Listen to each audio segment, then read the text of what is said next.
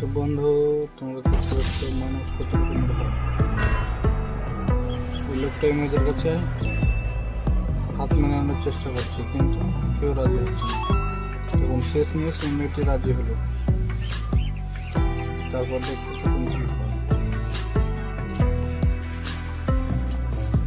তো বন্ধুরা, ভিডিওটা অবশ্যই লাস্ট তক দেখবেন, অবশ্যই ভালো লাগবে। দেখুন মেয়েটা কীভাবে সাহায্য করছে।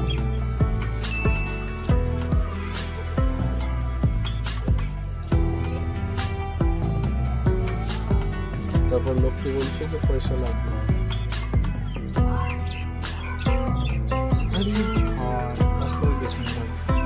লোকটি মেয়েটিকে আইফোন